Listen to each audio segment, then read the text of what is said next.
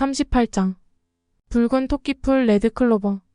붉은 토끼풀은 건성과 습진 같은 피부질환과 백일의 유선염 치료에 전통적으로 사용되어온 여러 해 사리풀로서 식물성 에스트로겐으로 작용하는 이소플라본을 함유하고 있으며, 이소플라본은 갱년기 증상을 완화시키기 위한 영양제로서 판매되고 있다.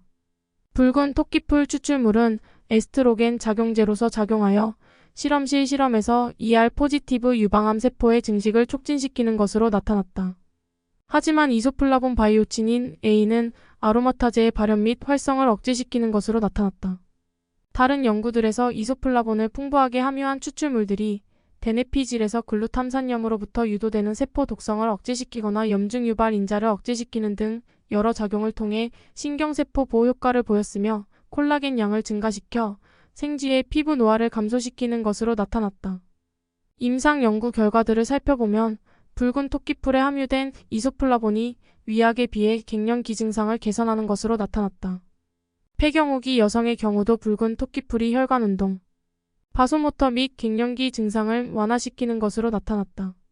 또한 이소플라본은 골소실을 개선하는 것으로 나타났으며, 골다공증을 앓고 있는 폐경후기 여성 환자를 대상으로 한 시험에서 붉은 토끼풀과 프로바이오틱스 병용요법이 에스트로겐 결핍으로 인한 골밀도 감소를 완화시키고 골교체를 개선하는 것으로 나타났다.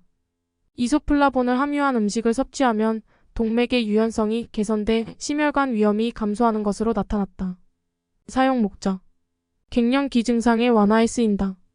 금기사항: ER 포지티브 유방암 환자의 경우 붉은 토끼풀의 사용을 피한다.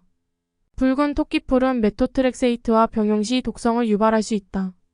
부작용: 알레르기 반응이 있다. 상호작용으로는 항암고제 항혈소판제는 병용 시 출혈의 위험이 증가할 수 있다.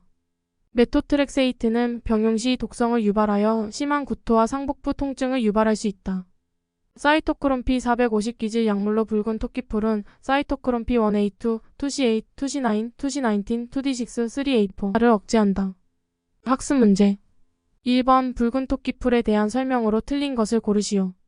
1번 콜라겐 양을 감소시켜 생쥐의 피부 노화를 증가시키는 것으로 나타났다.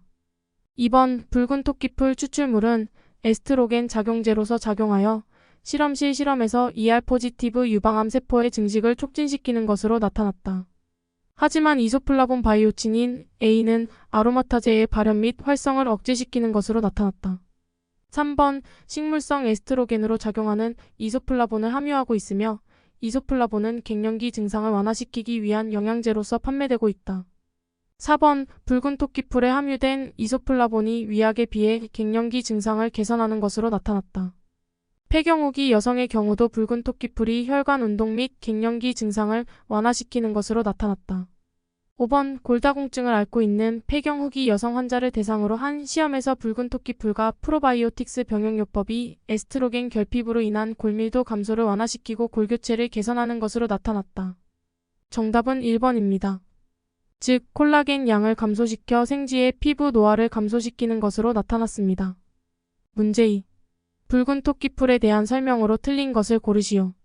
1번 이소플라본을 함유한 음식을 섭취하면 동맥의 유연성이 개선되어 심혈관 위험이 감소하는 것으로 나타났다.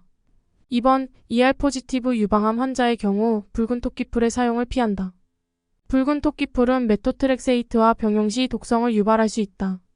3번 갱년기 증상에 사용을 하며 부작용으로는 알레르기 반응이 알려져 있다.